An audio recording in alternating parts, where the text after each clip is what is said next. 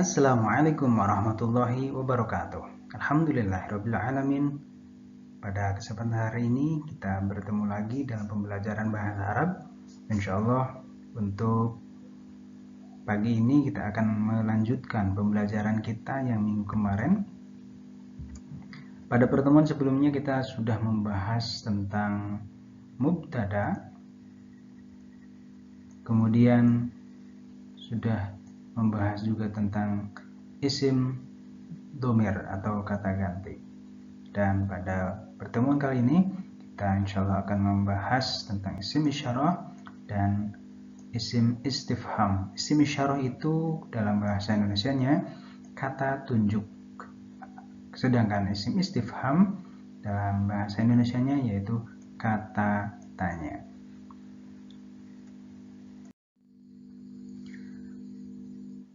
Pada pertemuan sebelumnya kita telah membahas tentang mubtada dan khobar. Mubtada adalah isim atau kata benda marfu yang biasanya terdapat di awal kalimat atau dalam bahasa Indonesia disebut subjek. Sedangkan khobar adalah sesuatu yang dapat menyempurnakan makna mubtada atau dalam bahasa Indonesia disebut dengan predikat. Jadi adanya mubtada atau predikat kedudukannya adalah menyempurnakan makna mubtada. Mubtada tidak bisa bermakna yang sempurna ketika belum ada khobar. Silahkan dibuka kembali bukunya atau LKS-nya di halaman 8 meneruskan pembelajaran kita minggu kemarin.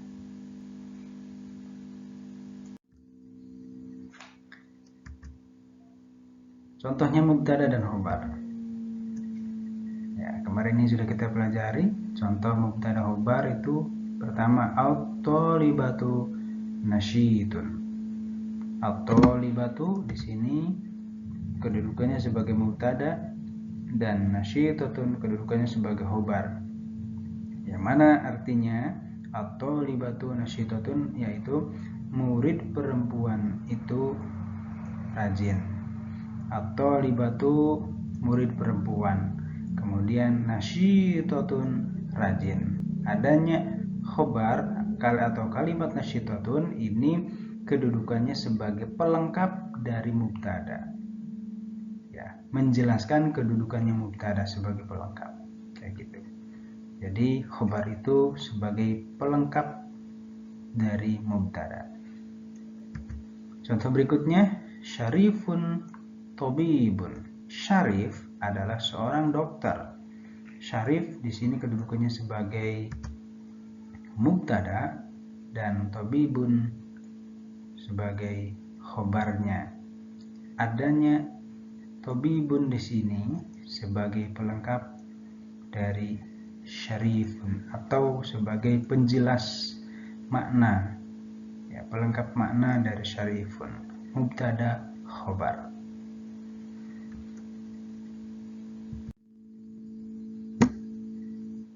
Dan kita juga telah mempelajari tentang kata ganti minggu kemarin, yaitu 14 domir atau 14 kata ganti di awal dari huwa, huma, hum, hiya, huma, hunna, anta, antuma, antum, anti, antuma, antunna, ana, nahnu. Nah, 14 domir ini dalam bahasa Indonesia disebut kata ganti orang, baik itu kata ganti orang pertama, kata ganti orang kedua, dan kata ganti orang ketiga. Kata ganti orang dalam bahasa Arab disebut dengan domir. Contohnya, contoh penggunaan dalam kalimatnya. Contoh pertama, ana tolibun. Saya adalah seorang murid laki-laki. Ini juga contoh mubtada khobar. Contoh kedua, ana tholibatun. Saya adalah seorang murid perempuan. Jadi ana ini bisa digunakan untuk laki-laki, bisa juga digunakan untuk perempuan. Contoh berikutnya, huwa tholibun. Dia adalah seorang murid laki-laki. Huwa sebagaimana kita ketahui artinya adalah dia laki-laki. Kemudian tolibun artinya siswa atau murid. Ya. Huwa hanya digunakan untuk laki-laki. Dan khobarnya juga harus menyesuaikan. Kalau mubtadanya bentuknya muzakkar atau laki-laki, maka khobarnya juga harus muzakkar atau laki-laki. Dia adalah seorang siswa. Huwa thalibun. Lalu contoh yang muannasnya di sini ada dhamir hiya, ini perempuan, dia perempuan. Maka khobarnya juga harus dari kata yang mengandung makna perempuan. Nah, di sini artinya thalibatun, seorang murid perempuan. Hiya thalibatun. Nah, ulangi lagi, kalau mubtadanya laki-laki, maka khobarnya pelengkap atau pelengkapnya juga harus laki-laki. Kalau mubtadanya muannas atau perempuan, khobarnya juga harus muannas. Selanjutnya pada hari ini kita akan mempelajari tentang isim isyarah. Isim isyarah dikenal dengan nama atau arti dalam bahasa Indonesianya yaitu kata tunjuk. Yo. Dalam bahasa Indonesia, kata tunjuk. Gampangannya, untuk memahami apa itu isim isyarah, kalau dalam bahasa Indonesia, isim isyarah itu mempunyai makna atau mempunyai arti ini dan itu. Ini itu sebagai kata tunjuk. Ini itu. Ini itu. Misalnya contohnya itu kita ada kalimat misal ini adalah pulpen. Itu adalah buku. Ini pulpen, itu buku. Nah, ini dan itu dikenal dengan nama isim isyarah atau kata tunjuk. Ya, isim isyarah, ismul isyarah, isim isyarah. Dalam bahasa Arab, isim isyarah dibedakan untuk menunjukkan lil qarib pertama untuk yang dekat dan lil ba'id untuk yang jauh. Nah, untuk yang dekat lil qarib ada dua, yaitu hadza yang artinya ini. Untuk laki-laki pakainya hadza. Nah, untuk yang perempuan hadhihi. Jadi kata tunjuk untuk yang dekat atau dalam bahasa Indonesianya itu ini juga ada dua. Yang laki-laki pakainya hadza, kalau yang muannas atau perempuan pakainya hadhihi. Jadi untuk menunjukkan kata benda, yang laki-laki pakainya hadza. Nah, kemudian yang perempuan pakainya hadhihi. Misalnya. Kemudian untuk yang jauh atau lil ba'id, atau kalau dalam bahasa Indonesianya untuk menunjukkan yang jauh itu kayak gitu. Kata itu juga ada untuk laki-laki dan untuk perempuan. Untuk laki-laki pakainya zalika. Zalika, untuk perempuan pakainya tilka. Zalika dan tilka artinya itu. Ya. Kalau hadza hadhihi artinya ini. Nah, untuk perempuan, untuk laki-laki, ya. Ulangi sekali lagi, isim isyarah ada yang untuk dekat atau ini dan ada yang untuk jauh atau itu. Untuk yang dekat dibedakan untuk laki-laki dan perempuan. Kalau yang laki-laki pakainya hadza, yang perempuan pakainya hadhihi. Kemudian itu atau untuk yang jauh juga ada dua, Kalau untuk laki-laki pakainya zalika, dan untuk perempuan pakainya tilka. Contohnya, ya, misalnya ini tolibun, ini seorang laki-laki, seorang siswa laki-laki, maka kata tunjuknya pakainya hadza. Ini siswa laki-laki, hadza tolibun. Bagaimana kalau siswanya perempuan? Maka kata tunjuknya memakai hadhihi. Ya, contohnya berarti hadhihi tholibatun. Ini siswa perempuan.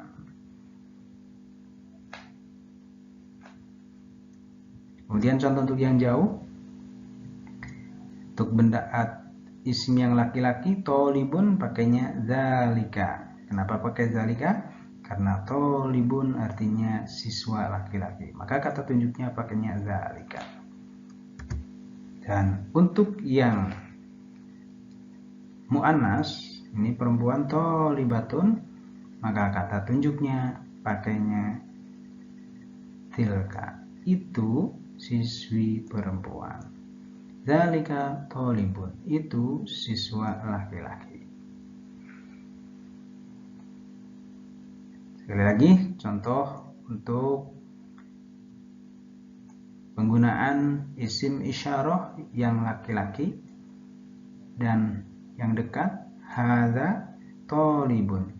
Hadza untuk laki-laki dan untuk yang dekat, dan tolibun ini isimnya menunjukkan makna laki-laki, maka sudah cocok hadza dengan tolibun.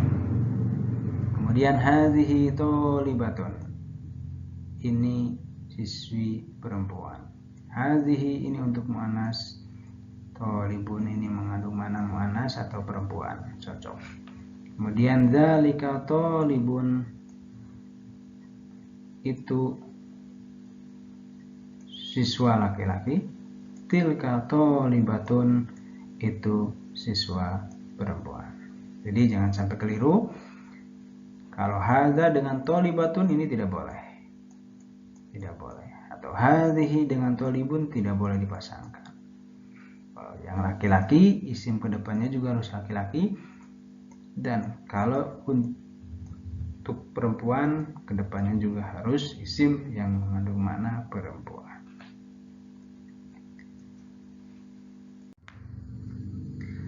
Berikutnya kita belajar tentang isim istifham atau kata tanya. Isim istifham, bahasa Indonesianya kata tanya, yaitu isim yang digunakan untuk bertanya. Kata tanya yang pertama yaitu hal. Hal artinya apakah, ya. Apakah, ya. Contohnya, hal anta thalibun, apakah kamu seorang murid? Hal anta thalibun, apakah kamu seorang murid? Jawabannya na'am, ana thalibun. Ya, saya seorang murid. Sekali lagi, hal artinya apakah. Ketika pertanyaannya menggunakan apakah, maka jawabannya ada dua kemungkinan. Bisa dijawabnya itu la, naam atau artinya ya, atau jawabannya la, artinya tidak atau bukan. La, tidak.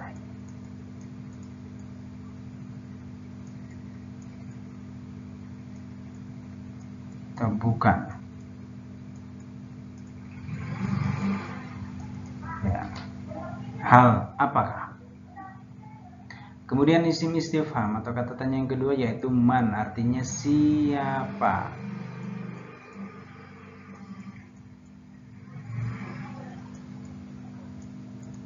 Siapa? Man, siapa. Man hadhihi, siapa ini? Hadhihi shodiqoti, ini temanku atau ini teman saya. Ya. Jadi kata tanya man artinya siapa. Contoh penggunaannya man hadhihi, hadhihi shodiqoti.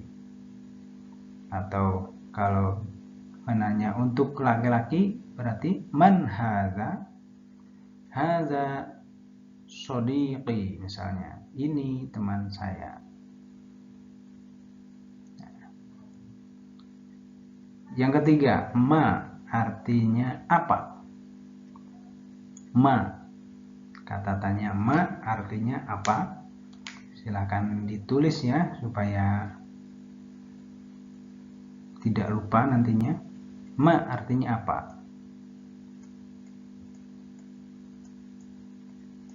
Contohnya ma mihnatuka, apa profesimu atau apa pekerjaanmu. Nah ini kata tanyanya pakainya ma. Apa profesimu? Jawabannya mihnati tajirun, pekerjaan saya atau profesiku adalah pedagang. Tajirun, pedagang. Ya. Ma apa? Kata tanya berikutnya yaitu min aina, artinya dari mana. Ya. Contohnya min aina anta, dari mana kamu. Dari mana artinya ya. Min aina artinya dari mana.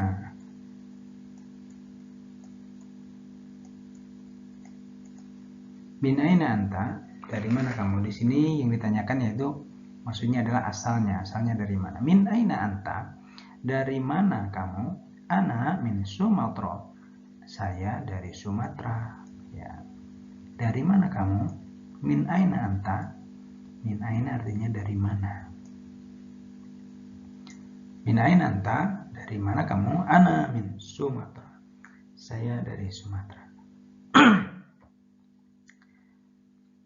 Selanjutnya kaifa, bagaimana artinya ya, bagaimana. Bagaimana. Nah, contoh penggunaannya kaifa haluk, bagaimana kabarmu. Nah ini bagaimana. Kaifa haluk, bagaimana kabarmu. Ana bi khair, saya baik alhamdulillah, saya baik alhamdulillah. Nah jadi untuk pembelajaran di sini tentang kata tanya tadi, yang pertama tentang hal artinya apakah. Ketika pertanyaan diawali dengan hal, maka kemungkinan jawabannya na'am atau la, iya atau tidak, atau bukan. Kemudian man, siapa. Man hadza. Nah, atau misalnya bertanya man anta, siapa kamu. Ya gitu. Man anti, siapa kamu. Hadhihi shodiqoti, ini teman saya. Kemudian pertanyaan atau kata tanya yang ketiga, ma apakah. Ma mihnatuka, apa pekerjaanmu. Mihnati tajirun, profesi saya adalah pedagang. Min aina, dari mana. Min aina anta, dari mana kamu. Ana min Sumter, saya dari Sumatera. Dan yang terakhir kaifa, bagaimana. Kaifa haluk, bagaimana kabarmu. Ana bi khair alhamdulillah, saya baik alhamdulillah. Baik, demikian. Baik, selanjutnya ini ada soal latihan di buku LKS juga ada, silahkan di halaman 9.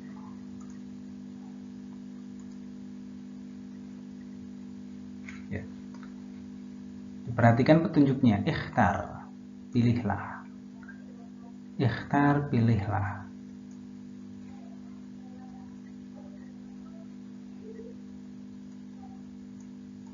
Ikhtar, pilihlah. Al-ijabah, jawaban. As-sahihah, yang benar. Mimma bainal qawasain, dari yang ada di dalam kurung. Ikhtar, pilihlah. Al-ijabah, jawaban. As-sahihah, yang benar. Mimma bainal qawasain, dari apa yang disediakan di dalam kurung. Jadi mengerjakannya ini satu baris, kemudian hanya melengkapi titik-titik yang ada di sini. Kira-kira cocoknya pakai kata apa? Tadi sudah mempelajari domir kita ya. Ini kira-kira huwa, hiya, anta, atau anti. Dipertimbangkannya dari kedepannya ini, dari depan, dari sini. Ini menunjukkan laki-laki atau perempuan, kemudian kesininya. Nah, setelah dipertimbangkan, kira-kira domir yang cocok untuk mengisi titik-titik di sini apa? Hadza sodiki, nuktoh atau titik-titik, tolibun jadidun, huwa, hiya, anta, atau anti. Soal berikutnya, man titik-titik, hadza akhi al-kabir, ini saudara laki-laki besar saya, berarti ini kakak saya. Kira-kira titik-titik di sini yang cocok, anta, hadza, hadhihi, atau huwa. Hiya titik-titik, hiya nuktoh fil fasli as-sabi, di kelas 7.